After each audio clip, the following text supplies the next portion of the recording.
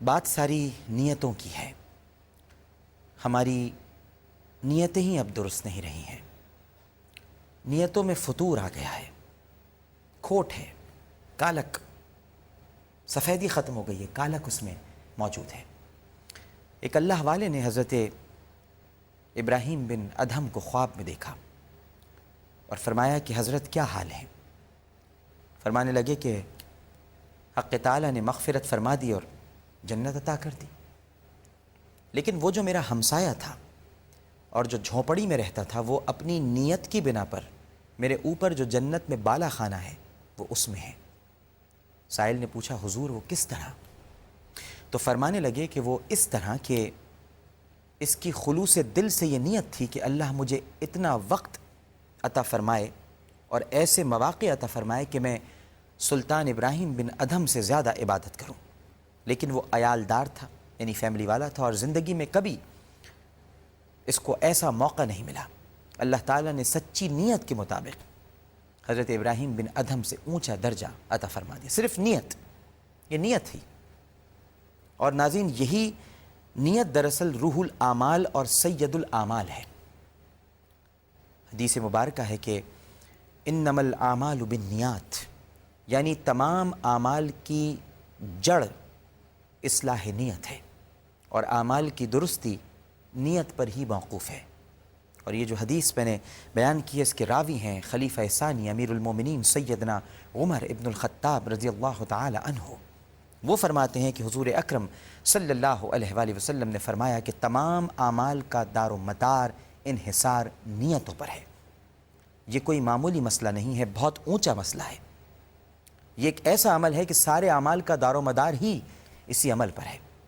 اسلام کا بڑا مشفقانہ قانون ہے ناظرین کہ ایک آدمی نیکی کا ارادہ کرتا ہے اور نیکی کیے بغیر ثواب مل جاتا ہے، اور گناہ کا ارادہ کرتا ہے، گناہ کی نیت کرتا ہے، لیکن اس کا اندراج نہیں ہوتا جب تک کہ کر نہ لے، اور کرنے کے بعد بھی معافی کا وقت دیا جاتا ہے۔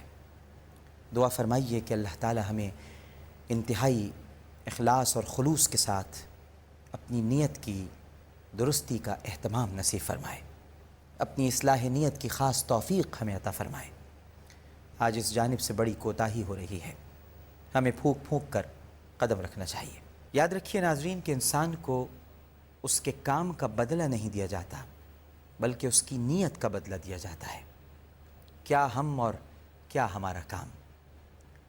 اسی لیے انسان ارادہ کرے کہ میں، اگر وہ ارادہ کرے کہ میں اللہ کی رضا کی خاطر 100 حج کروں گا، پھر اگر موقع نہ ملا ثواب تو مل ہی جائے گا، 1000 عمرے کروں گا، اس کا پختہ ارادہ ہے۔ بندے کی اس خواہش کو میرا اللہ بہت پسند کرتا ہے۔ روزانہ ایک قرآن مجید پڑھا کروں گا، اور موقع مل جائے ایک پارے کا، تو دیکھ لیجئے کہ جتنا موقع اللہ نے دیا اتنا کام کر لیا، لیکن میری نیت ایک قرآن مجید کی ہے، ایک قرآن مجید کا ثواب ملے گا۔ لہذا ناظرین یہی عرض کروں گا کہ نیت کو وسعت دیجیے، اسے محدود نہ رکھیے۔ اسی طرح میں 10,000 مرتبہ درود شریف روزانہ پڑھوں گا اگر یہ وعدہ کرتا ہوں، اور موقع ملا 1000 کا اور نیت ہے 10,000 کی، تو 1,000 کا ثواب تو 10 گنا ملے گا، اور اس 10,000 کا ثواب 1% مل کر رہے گا، کیونکہ نیت پر 1% ثواب لازم ہے، اور جب وہ چیز عمل میں اور ظہور میں اور وجود میں آ جاتی ہے تو ثواب ابتدا ہی سے 10 گنا زیادہ ہو جاتا ہے۔ نیت کو وسعت دیجیے۔ آپ ٹھٹڑی ہوئی سی نیت کیوں رکھتے ہیں؟ اس کا ٹھٹڑا پن دور کر دیجیے۔ یہ سید الاعمال ہے، نیت تمام اعمال کی سردار ہے، اور سردار ٹھٹڑا ہوا ہو یہ تو اچھی بات نہیں ہے۔ سردار تو بھاری بھرکم، حاوی اور سب کے اوپر غالب ہو۔ امام شافعی فرماتے ہیں کہ عمل کا دار و مدار نیت پر ہے۔ یہ حدیث علم دین کا نصف حصہ ہے۔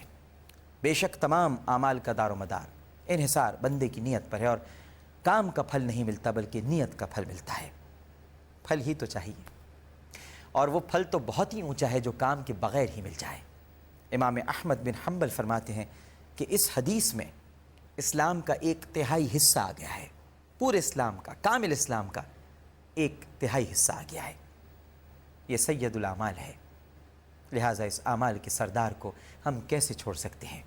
سردار کو چھوڑ کر باقی اعمال لینا چاہتے ہیں، کیسے کامیابی ہوگی؟ پہلے سردار کو تو پکڑ لیجئے کہ جو سربراہ کو پکڑے، رعیت اسی کے تابع ہے، پوری کابینہ اس کے تابع ہے۔ جس کے تعلقات صدر مملکت سے ہوں تو باقی دوسروں کے ساتھ کیسا تعلق ہوگا آپ سمجھ لیجئے۔ اور آج کل کے حالات میں تو ویسے بھی جان لیجئے، جس کا صدر سے تعلق ہے اس کا بڑا گہرا تعلق ہوتا ہے۔ تو یہ جو نیت ہے یہ بھی آپ کا صدر مملکت ہے۔